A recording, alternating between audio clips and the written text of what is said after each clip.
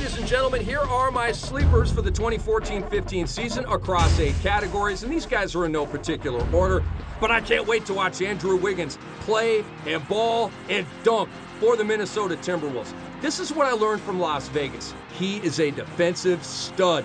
He blocks shots, he steals. We know he's going to score the rock.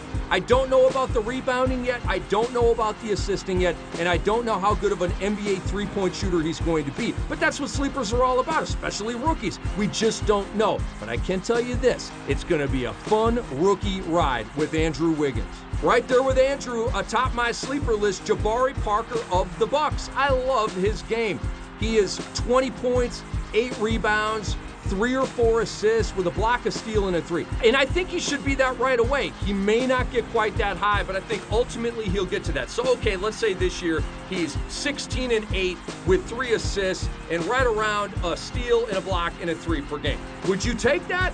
I would. Jason Kidd is going to put this guy in positions where he can really succeed, and I think Jabari Parker is going to have a big rookie year. Omer Asik of the New Orleans Pelicans comes on my sleeper list because he's no longer coming off the bench. He's no longer worried about, Dwight Howard and Joakim Noah. The gig is his. He's going to be playing alongside Anthony Davis, who's going to get all kinds of attention. How many offensive rebound putbacks is Omer Asik going to get? Totally uncontested. He will be a double-double this year. He will be about a 1.5 blocks per game. He's going to have a good field goal percentage, high 40s, and he's not a terrible free throw shooter. He's a heck of a sleeper this year.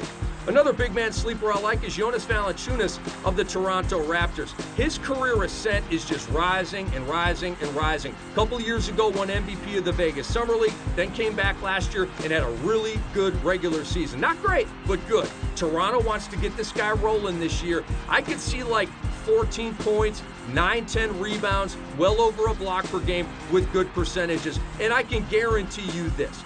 Not too many people are going to go out of their way to take Jonas Valanciunas. He will fall right in your lap. Who did more for his stock with USA Basketball this summer than Kenneth Faried? The answer? Nobody. Now, Kenneth Faried last year with the Nugs was about 12 and 8 per game with about a block and a steal and good percentages. He was essentially the same player with USA Basketball. Now it's on Brian Shaw to open him up. Play him 35 to 38 minutes per game. Let him morph, if he's going to, into a 2010 type of guy. Because I think he's got that type of talent. He certainly has that type of motor. But again, we don't know where it's going, but it's worth spending a mid-round pick on this guy, and if you really pop and get that 2010 out of him, you may win a championship with Kenneth Faried. I'm excited for Markieff Morris. Remember last year he had to play behind Channing Frye? The gig is his. He is going to flirt with 20 and 10, probably be about 18 and 8. He's going to hit threes. He's going to block some shots. He's going to be a tremendous mid to late round pick with a big, big payoff this year in fantasy basketball.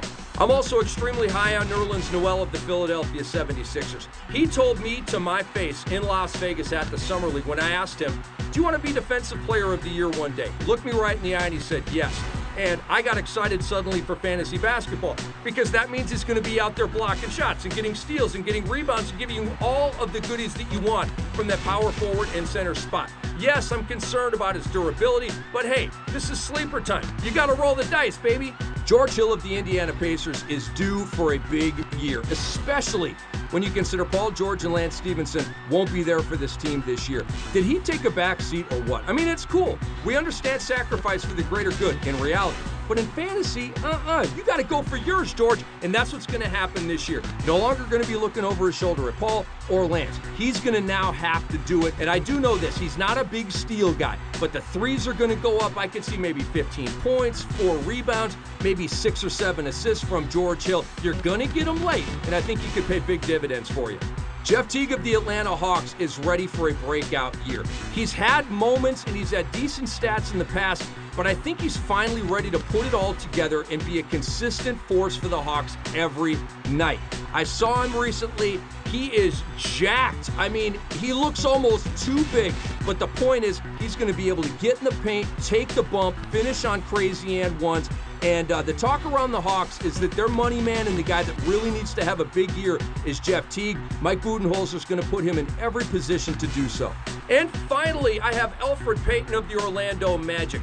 Think Michael Carter-Williams last year. Coming in, the guy can't shoot, the guy can't do this, the guy can't do that, he's too skinny, he's all this. Michael Carter-Williams was a walking triple-double last year and had an amazing stat year. Elfrid Payton, I don't know if he can shoot at an NBA level. I don't know if he's going to average double digits in points, but I do know this. He's going to get rebounds, he's going to steal the ball, and he's going to assist the ball. And you're going to get him very, very late. And who knows, maybe he spikes this year like Rookie of the Year Michael Carter-Williams spiked last year.